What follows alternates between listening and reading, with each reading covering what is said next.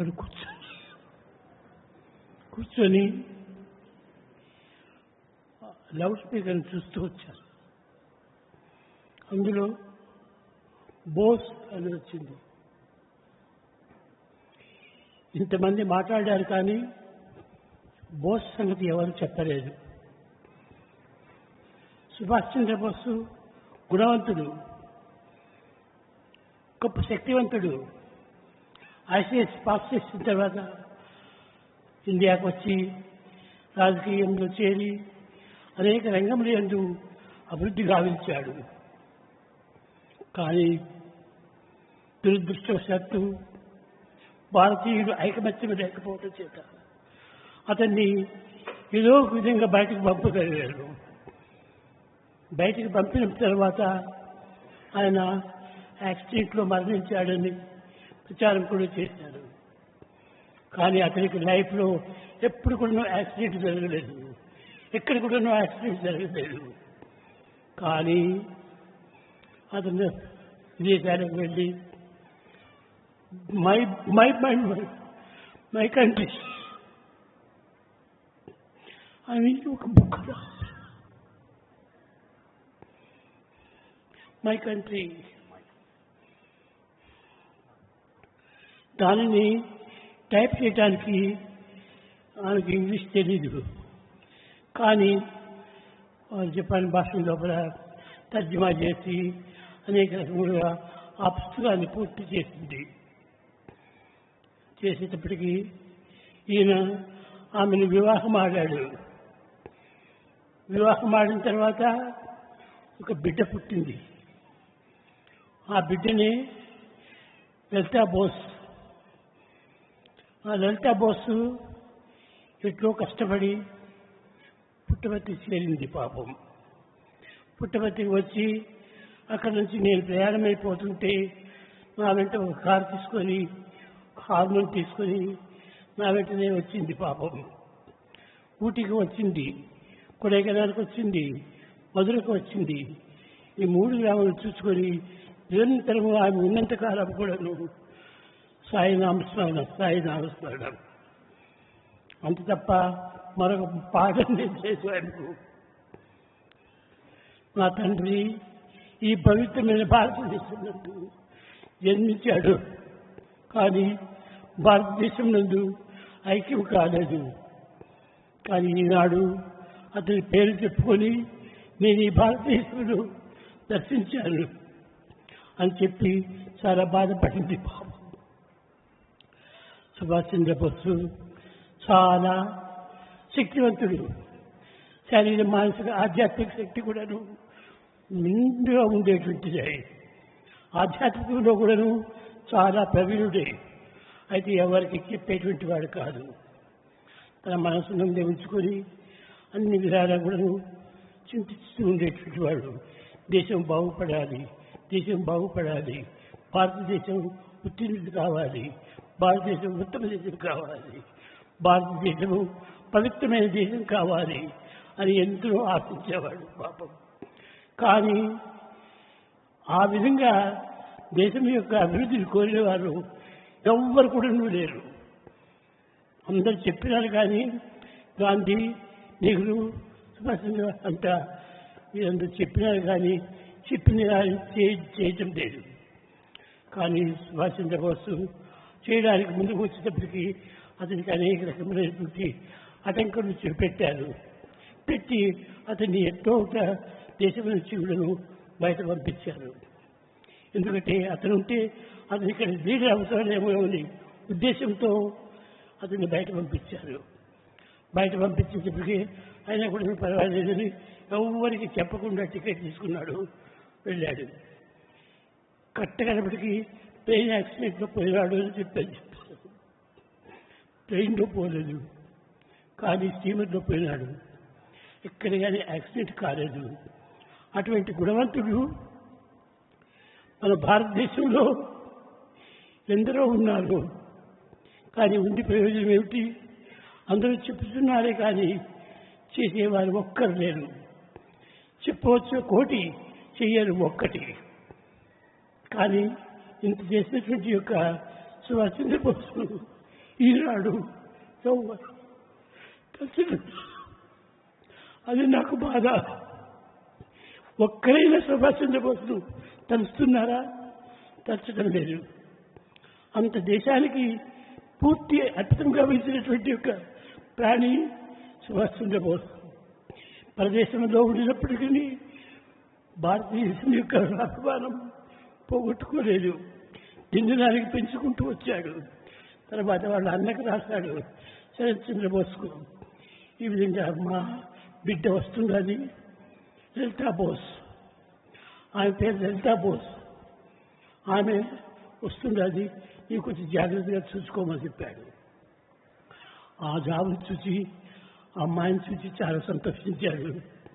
సంతోషించి అక్కడి నుంచి ఆ నాన్నకి చెప్పి, నేను పుట్టపర్తికి వెళుతున్నాను, స్వామి అక్కడ ఉన్నాడు, నేను స్వామిని దర్శించాలి, నాకు అదే ఉద్దేశంతో నేను ఇండియాకు బయలుదేరి వచ్చాను, నాన్న కూడా చెప్పాడు అని చాలా ఆనందించింది. ఆనందించి ప్రశాంత నిలయం వచ్చి చేరింది. ప్రశాంత నిలయంలో ఒక 1 నెల రోజులు ఉన్నాడు. తర్వాత వైట్ ఫీల్డ్ వచ్చింది. వైట్ ఫీల్డ్లో 15 రోజులు ఉన్నాడు. మరి అక్కడి నుంచి కూడా నా వెంట కొడైకెనాల్కి వచ్చింది, ఊటీ వచ్చింది. ఎక్కడి నుంచి 3 నెలలు కూడాను నా వెంటనే తిరిగింది. పాపం ఆమె ఇక్కడ దిగేది, వస్తూ కనిపించుకొని హార్మోన్ తీసుకునేది, ఎక్కడ పోయినా కానీ నా వెంటనే దాన్ని వాయించుకుంటూ వచ్చేటువంటిది. అలాంటి బిడ్డ ఆ యొక్క సుభాష్ చంద్రబోస్ బిడ్డ. ఆ సుభాష్ చంద్రబోస్ కూడాను అక్కడ కూడాను మై కంట్రీ అని దాని గురించి రాసడానికి ట్రాన్స్లేటర్ పెట్టాడు. ట్రాన్స్లేటర్ ఆమె చాలా గొప్ప గుణవంతురాలే. అయినప్పటికీ ఆ ట్రాన్స్లేషన్ వల్ల ఆయన చెప్పేటువంటి యొక్క పవిత్రమైనటువంటి పదవుల వల్ల ఆయన పెళ్లి చేసుకుంది. కానీ ఇంత జరిగినప్పుడు మొన్ననే పోయాడు పాపం సుభాష్ చంద్రబోస్. పూర్వం పోలేదు. ఇంత జరిగినటువంటి సుభాష్ చంద్రబోస్ దేశానికి ఎంతగా పాటుపడ్డాడు, చాలా అభివృద్ధిని తెప్పించాడు. ఆ మార్గదర్శకుడు అయ్యాడు, ప్రేమను చూపించాడు, సహనాన్ని చూపించాడు. ఇది నాది మాతృదేశము, ఇది నా మాతృభాష, ఇది నా మతమంచు, ఎదగొట్టి నుడువే నేరండి, బ్రతికిన పీనుగు ఒక్కండు ఒకడు కదా, బ్రతికిన పీనుగు ఒక్కండు ఈ భారతదేశం కదా. అందరూ చచ్చిన వారే, ఒక్కడిగా బ్రతికిన వాడు కాదు. దేశం యొక్క పేరు నిలబెట్టిన వాడే బ్రతికినటువంటి వాడు. ఇటువంటి వాడిని పెరిగిన తర్వాత స్వతంత్రం సంపాదించారు. కానీ ఇది స్వతంత్రమే కానీ స్వతంత్రం కాదు. స్వతంత్రం అంటే ఏమిటి? దేహానికి, మనసుకు, బుద్ధికి సంబంధించింది మాత్రమే స్వతంత్రము. కానీ ఆత్మకు సంబంధించింది కాదు. ఆత్మకు సంబంధించినటువంటి స్వాతంత్రము, ఇది స్వతంత్రము, అది స్వాతంత్రము. స్వాతంత్రం అంటే ఆత్మను అనుసరించేటువంటి వాడే నిజమైనటువంటి స్వాతంత్రుడు. అది స్వరాజ్యము, ఇది స్వరాజ్యము. కాబట్టి మనము సంపాదించేటువంటి స్వరాజ్యమే కానీ స్వరాజ్యం కాదు. స్వ అంటే ఆత్మ సంబంధించినటువంటిది. ఈ ఆత్మకు సంబంధించినటువంటి దాన్ని మనము ఎప్పుడు అనుసరిస్తామో అప్పుడంతా క్షేమమే జరుగుతుంది. ప్రపంచమంతా కూడా క్షేమం జరుగుతుంది. ప్రపంచమంతా కూడా ఉన్నత స్థితికి వస్తుంది. కనుక స్వాతంత్రుడు కావాలి. స్వతంత్రం వచ్చిందని ఆనందించుకోవడం కాదు, స్వాతంత్రము. ఈ స్వాతంత్రాన్ని సంపాదించిందని ఆయన ఎంతనో ప్రయత్నం చేశాడు పాపం. కానీ కట్టగడికి తాను సాధించాడు. కానీ ఇతనికి అందించలేకపోయాడు. ఇటువంటి మహనీయుని యొక్క తత్వము అందరూ తెలుసుకోవాలి. ప్రతి ఒక్కరు కూడాను భారతీయుడు ఇటువంటి స్వాతంత్రం సంపాదించినటువంటి ఒక వ్యక్తి ఒక్క సుభాష్ చంద్రబోస్ మాత్రమే. మిగతా వాడంతా ఎవరి స్వార్థాన్ని వాడు, ఎవరి స్వార్థాన్ని వాడు, ఎవరి రాజ్యాన్ని వాడు. రాజ్యం కేవలం కంట్రీ, కల్చరు, కాస్టు, దేశము. కాస్టు, కల్చరు, దేశము. ఈ 4 చూసుకున్నవారు కానీ అదంతా కాదు. అదంతా కూడా దేశమంతా ఒక్కటే, ఆత్మ అందరికీ ఒక్కటే. నీకు, నాకు, ప్రతి ఒక్కరికి కూడా ఆత్మ యొక్క శక్తి సర్వులకు ఉంది. కనుకనే మనుష్య ఆత్మస్వరూపుడు. మమైవాంశం జీవలోకి జీవభూత సనాతన అని కృష్ణుడు కూడా చెప్పాడు. అందరూ నా అంశముటే. నా అంశం నేను ఉన్నప్పుడు నీవు ఎట్టున్నావో అట్లనే నీ ఎదుటి వాడు చూడాలి. కనుకొని సర్వ ప్రేమ లవ్ ఆల్, అందరినీ ప్రేమించాలి, అందరికీ సర్వ్ చేయాలి. వీడు పేదవాడే, వీడు షావుకారే అని చెప్పి అనుకోకు. చాలామంది కోటీశ్వరులు భారతదేశంలో ఉన్నారు, కానీ కావలసిన వస్తువులు తింటున్నారు, కావలసిన పదార్థాలు మిగులుతున్నారు. కానీ వాటి దగ్గర వచ్చి ఎవరైనా మా భవతి బిచ్చాంతేకి అడిగితే ఒక పిడిచి పెట్టేటువంటి వాడు లేడు. ఇలాంటి రిచ్ మ్యాన్ అంటే కూడా భారతదేశంలో ఉన్నారు. ఇంటి ప్రయోజనం ఏమిటి? వాడు రిచ్చే, కానీ వాడికంటే పూర్ మరొక లేడు. అలాంటి రిచ్ పీపుల్ నుండి కూడా దేశంలో దాన ధర్మాలు అనేటువంటిది పూర్తి శూన్యమైపోయింది. కనుక దాన ధర్మాలను చేయాలి, 10 మందికి మన వరే మనం చూడాలి, మన వారి వరే మనం సోదరు వాళ్ళని చూడాలి. అందరూ బ్రదర్స్ అండ్ సిస్టర్స్ అని అంటారు. ఎక్కడుంది బ్రదర్స్ అండ్ సిస్టర్స్? స్టేజ్కి మాత్రమే బ్రదర్స్ అండ్ సిస్టర్స్, కానీ ఎవరు బ్రదర్స్ అండ్ సిస్టర్స్ అని ఆ సంబంధాన్ని పెట్టుకున్నాయి ప్రేమించేటువంటి వాడు ఒక్కరు కూడా లేడు. కానీ సుభాష్ చంద్రబోస్ చాలా గొప్పవాడు. అతనంటే నాకు మొదటి నుంచి చాలా అభిమానం. అతనికి కూడా నేనంటే చాలా అభిమానం. చూసినాడు నన్ను కూడాను. కానీ ఆ ప్రేమతత్వము ఒకరికి ఇద్దరికి సంబంధించిందే కానీ అందరికి సంబంధించినటువంటిది కాదు. అతను బుక్కపట్టం వచ్చాడు. బుక్కపట్టం వచ్చి అతను పుట్టుపత్తికి రావాలని ప్రయత్నించాడు. కానీ అప్పుడు పుట్టుపత్తి చాలా చిన్నగా రాలేకపోయాడు. కారు పంపించాడు. కారు పంపిస్తే నేను ఆ కారులో బుక్కపట్టం వెళ్ళాను. బుక్కపట్టం వెళితే అక్కడ నన్ను చూసి ముద్దు పెట్టుకొని చాలా బాధపడ్డాడు. ఇంత చిన్న వయసులో మీరు ఇంత గొప్ప ప్రచారం చేస్తున్నారంటే నాకు చాలా ఆనందము. ఇలాంటి వాళ్ళే మన భారతదేశంలో కలగాలి, భారతదేశంలో జన్మించాలి అని ఎంతనో బాధపడ్డాడు. అంత ప్రేమ సహజంగా ఉండేటువంటి అతను సహనభావులు. భారతదేశం అంటే కేవలం ఒక సహనము సాధించేటువంటిది కాదు. మన దేశం ఉన్న మాతృభావం కన్నా మాన్యమైంది. దేశం అంటే మాతృభావం కన్నా మాన్యమైంది. ధనం కంటే కాదు గొప్ప. ఇప్పుడు ఎక్కడ పోయినా కానీ ధనము ధనము ధనము ధనం సంపాదించడంలో ప్రయత్నిస్తున్నారు, కానీ ప్రేమను సంపాదించడంలో, కేవలం ధర్మమును సంపాదించడంలో ఏమాత్రం కూడా ప్రయత్నం చేయటం లేదు. అందరూ ఈ చెప్పిన వారు ముగ్గురులను చాలా ప్రపంచాన్ని గురించి చెప్పారు, కానీ ఆత్మ గురించి ఎవరు చెప్పలేదు. ఆత్మతత్వం అనేటువంటిది అందరి ఎందు ఉన్నది. నీ ఎందు, నా ఎందు, వారి ఎందు, వీరి ఎందు, అందరి ఎందు ఉన్నది ఆత్మ ఒక్కటి. మనుష్యానం నరజన్మం. నరజన్మం అనేటువంటిది ఏమిటి? నరజన్మం దైవస్వరూపం. కనుక మనుష్యుడు దైవస్వరూపం. దైవస్వరూపమైనటువంటి మనుషుని మనం అంత ఉల్లంఘించడము, అంతగా మనం తిరస్కరించడం మంచిది కాదు. అందరూ మన యొక్క సోదరులే.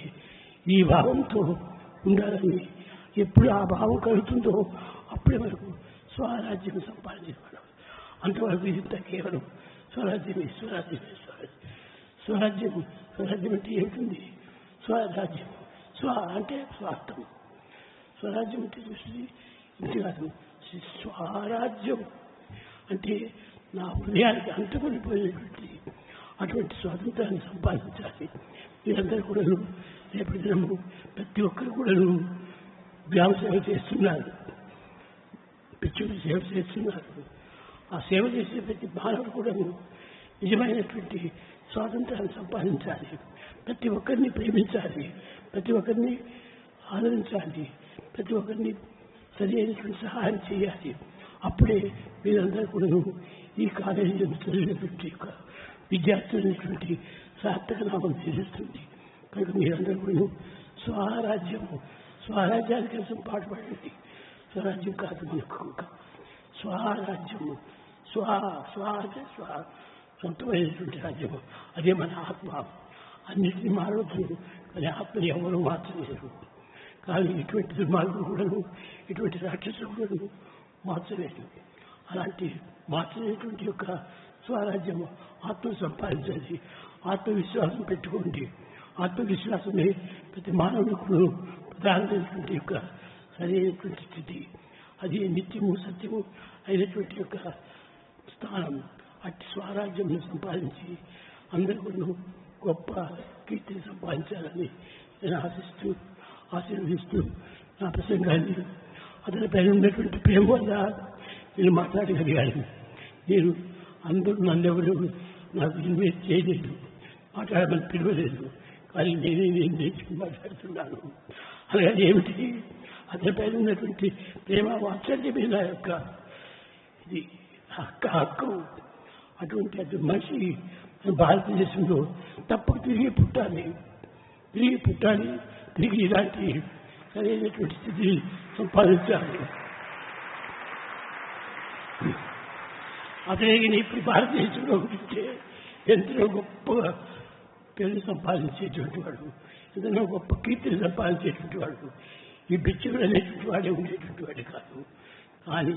కానీ దురదృష్టవశాత్తు ఇలా భారతీయులే అతని దేశం నుంచి పంపి భారతీయులు ఈ దుఃఖాన్ని అనుభవిస్తున్నారు.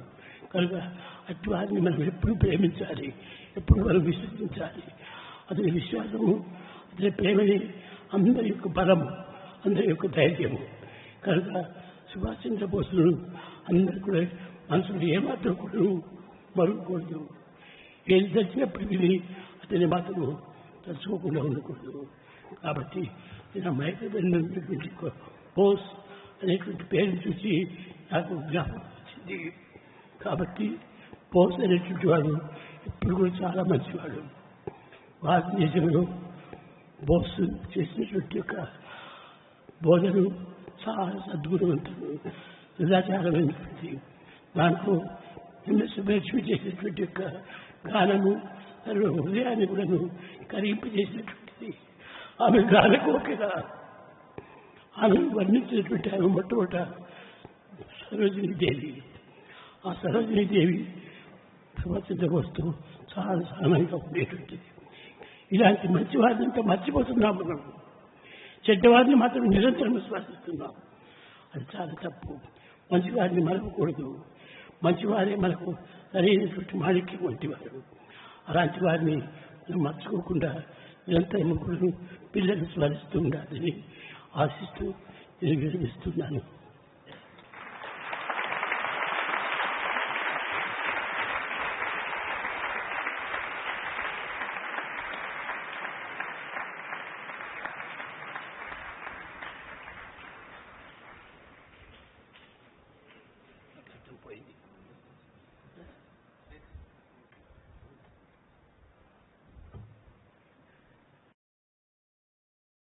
Permission to just change the order of his divine discourse. First of all, let me confess honestly, there cannot be true, excellent, worthy translation for the divine discourse which is matchless, and the translation is just an excuse and an apology. I fully know the limitations. Towards the close, Swami said this. I'm sure you'll be interested.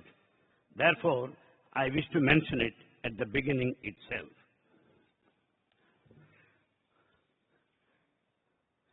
I never intended to speak this afternoon. No one requested me to speak. But out of love towards you, I got up all by myself and decided to address you.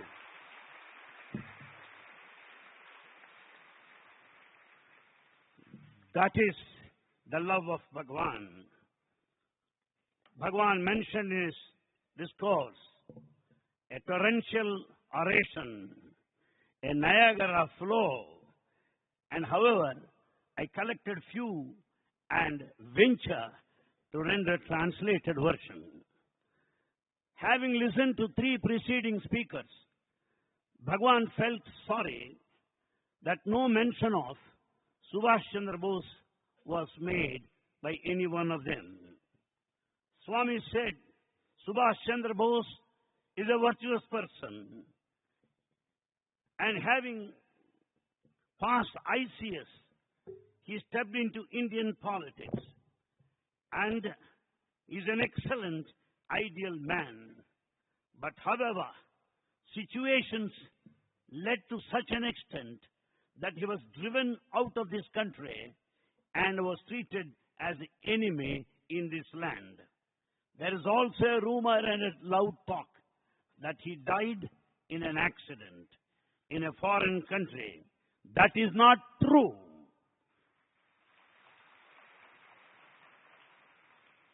Bhagwan, in addition, said that Subhash Chandra Bose has written a book entitled My Country, and its translated version was obtained much later. And he married, and he had a daughter by name Lalita Bose. Most interesting point, my friends, is this. Lalita Bose strained a lot, exerted a lot, traveled all the distance to Prashantnilayam Puttaparthi in those days. Not only that, she reached Puttaparthi and followed Bhagavan wherever he went. She followed Bhagavan to Uti, Kodaikanal, Madurai, and all such interesting places. Bhagavan also said, the daughter of Subhash Chandra Bose had on her lips the name of Sai Ram till the last breath.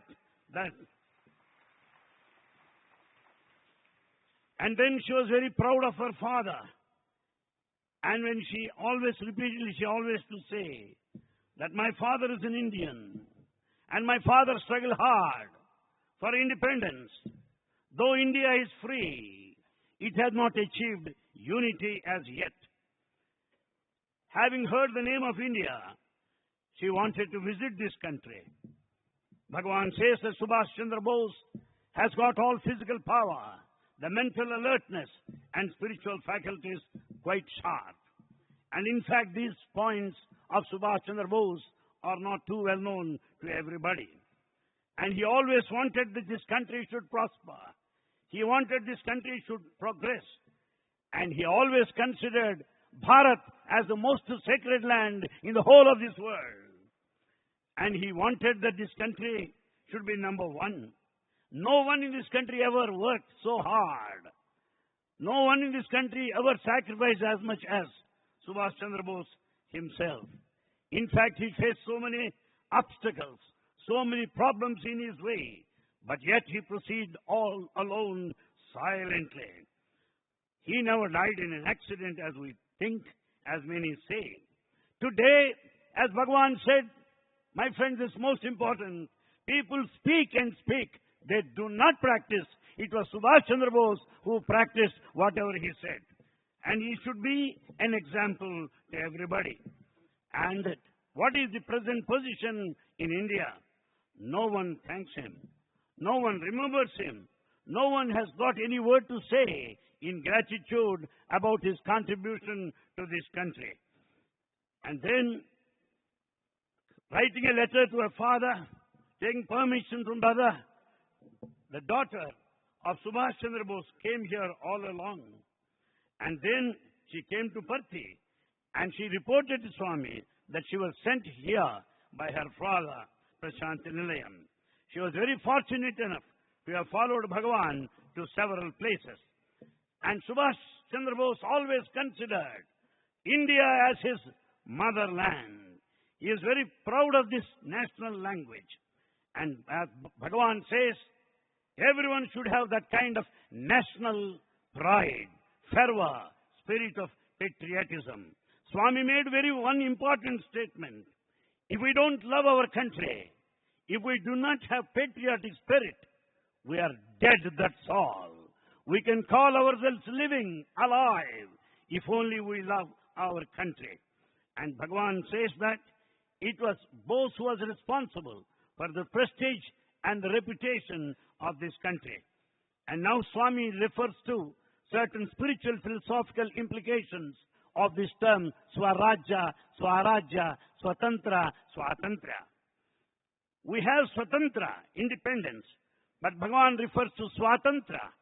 Swatantra is rule of the self, Atmarajya, the control and the reign of the Supreme Self. So let us call ourselves Swarajya, but not Swarajya. And it is Swatantra and not Swatantra. When once we attain this Swatantra, Swarajya, as Bhagavan says that, we'll certainly attain heights in our life. We'll be noble and exemplary to everybody. And Bhagavan also says that Bose made every attempt and he achieved what all he wanted to. And all the life of Subhash Chandra Bose should be known to everybody, every one of you in this country. And Swami also mentioned he was never selfish. He believed in the tradition of this country, in the culture of this country. He has not been carried away by regional, narrow, parochial conditions at any moment. And Bhagavan said, it is only Atma, the self, that will bind man, the entire humanity, into one community. And we are all the embodiments of the divine sparks. And therefore, we should always bear in mind the dictum of Bhagavan that love all, serve all should be the guiding principle in our lives. This country has got millionaires, but there are a number of beggars also. Though there are many, many rich people, not even one is ready to offer food to the poor and the needy and hungry people here. Therefore, the rich people should serve people and also feed them. And Swami also reminded that it is our duty to undertake acts of charity and also sacrifice dana and dharma. And it's not enough, as Swami said, speaking on the dais, brothers and sisters, but we don't mean it. The brothers and sisters, not merely for addressing purposes, but it should be translated in reality in our life. And Bhagavan also said that both stands for love, and he had got faith in religion and God. And in fact, Subhash Chandra Bose visited Bukkapatnam also. He saw Swami, kissed his lotus feet, and that's how his life was redeemed and fulfilled. And Subhash Chandra Bose made a remark, looking at Swami, stupendous work, the divine mission that he has undertaken. Subhash Chandra Bose said, Bhagavan, how is that you have undertaken this work here? How is that you have undertaken the emancipation of the entire humanity at a tender age? People should be born in this country, in such a country, for their liberation. And Swami also said, this country stands for tolerance. And there is no other greater sentiment other than the feeling of a mother, Matru Bhavamu. And Bhagavan mentions, it's not the money that is important, it is love which is most important. And Bhagavan says that we should recognize the basic fact that Atma is present in everybody. And Swami mentioned, Nara Janma, the human life, is nothing else other than the human being being the embodiment of the divine. We should not forget this particular factor. It's not enough that we try to be rich. We should understand the inner divinity. That's what Bhagavan said. And Swami also mentioned that the college students, the youth of this country, all over the world, all over the country, should understand the implications of Swarajya, should also understand, experience the inner divinity within everybody. Then only the purpose of establishing the institution is realized and fulfilled. Then this country, Bharat, will attain heights and will be highly reputed. It will be exemplary, number one in this world, if only we realize the inner divinity and act accordingly. It is Bhagavan's love that made him speak to us this pleasant afternoon. Swami, this is heavenly manna to all of us. This is the speech which is most required to all of us. I thank on behalf of all here for your wonderful speech, Swami, which is needed at this hour. Sai Ram.